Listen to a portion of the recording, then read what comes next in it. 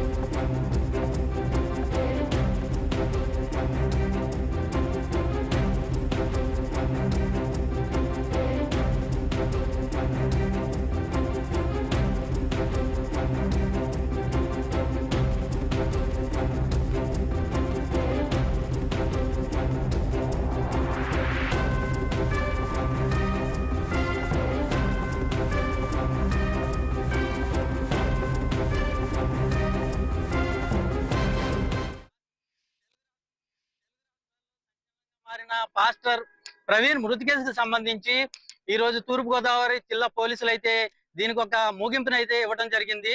Eluru IG Ashok Kumar అయితే ఈ రోజు మీడియా సమావేశంలో పాస్టర్ ప్రవీణ్ మృతికి సంబంధించిన అన్ని విషయాలను కూడా వెల్లడించడం జరిగింది. ఇప్పటికే ప్రవీణ్ మృతి కేసుకు సంబంధించి యావత్ క్రైస్తవ సమాజం కూడా అనేక అనుమానాలు వ్యక్తం చేస్తున్న నేపథ్యంలో పూర్తి స్థాయిలో అయితే దర్యాప్తు జరిగిన నేపథ్యం అవుతుంది. ప్రస్తుతం మనం ప్రమాదం జరిగిన సంఘటన స్థలంలో ఉన్నాం. ఇది జాతీయ రహదారి. ప్రధానంగా మనం ఇక్కడ చూడొచ్చు, ఇది హైదరాబాద్ నుండి దివాన్ చెరువు వెళ్లే జాతీయ రహదారి. ఈ రహదారిలోనే అయితే మనం ఇక్కడ చూడొచ్చు నయారా పెట్రోల్ బంక్. దీన్ని ప్రధానంగా మనం ఇక్కడ ప్రస్తావించాలి, ఎందుకంటే ఈ నయారా పెట్రోల్ బంక్ లో ఉన్న సీసీ ఫుటేజ్ మాత్రమే ఈ కేసుకు కీలకంగా మారింది. ఈ సీసీ ఫుటేజ్ ద్వారానే ప్రవీణ్ మృతికి సంబంధించిన ఫస్ట్ ఫుటేజ్ అయితే పోలీసులు గుర్తించడం జరిగింది. దీని ఆధారంగా కేసును అయితే లోతుగా దర్యాప్తు చేయడం జరిగింది. ఇక్కడ ఈ సీసీ ఫుటేజ్ ఆధారంగా ఈ కేసులో అయితే అనేక కీలక అంశాలు బయటపడ్డాయని మనం చెప్పుకోవాలి. మనం ఇక్కడ విజువల్స్ లో చూడొచ్చు, ప్రవీణ్ పగడాల బైక్ స్కిడ్ అయి పడిన ప్రదేశం అయితే మనం ఇక్కడ చూడొచ్చు. ఇవన్నీ కూడా ఈ రాళ్లు మెటల్ సంబంధించి ఇవి స్కిడ్ అవడానికి ప్రధాన కారణంగా కూడా ఇలా అయితే పోలీసులు అయితే ముందుగా గుర్తించారు. అయితే ఈ ప్రాంతం చూడొచ్చు, హైవే పక్కనే ఉన్న 10 అడుగుల మేర ఇది లోతుగా ఉన్న ప్రదేశము. ఇది మనకి లోయలా కనపడుతుంది. ఈ ప్రాంతం అంతా కూడా ఈ చెట్లు మొక్కలతో పాటు రాళ్లు మనం చూడొచ్చు విజువల్స్ లో.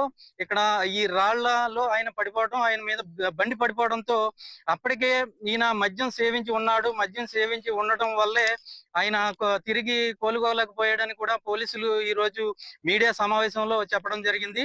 అయితే మొదటి నుంచి ఈ సీన్ జరిగిన మొదటి నుంచి కూడా పోలీసులు ఈ సీసీ ఫుటేజ్ ఆధారంగా అయితే పూర్తిగా కేసును అయితే దర్యాప్తు చేశారు. దాదాపు 3 వారాల పాటు కేసుని దర్యాప్తు చేసిన అనంతరం అయితే ఈ రోజు పూర్తిగా ఈయన మృతికి సంబంధించిన వివరాలను వెల్లడించడం జరిగింది. హైదరాబాద్ నుంచి రాజమండ్రి వచ్చే లోపు ప్రవీణ్ అయితే 3 ప్రాంతాల్లో మద్యం కొనుగోలు చేసినట్టుగా కూడా గుర్తించారు సీసీ ఫుటేజ్ల ద్వారా.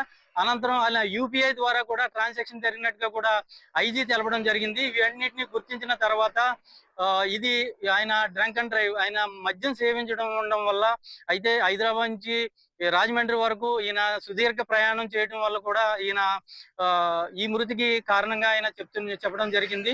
అయితే ఇప్పటికే దీని పట్ల క్రైస్తవ సమాజంతో పాటు ప్రపంచ దేశాల్లో ఉన్న యావత్ క్రైస్తవ సమాజం కూడా అనేక అనుమానాలు వ్యక్తం చేస్తున్న నేపథ్యంలో ఈ రోజు ఈ కేసుకి అయితే ముగింపు పలకడం జరిగింది.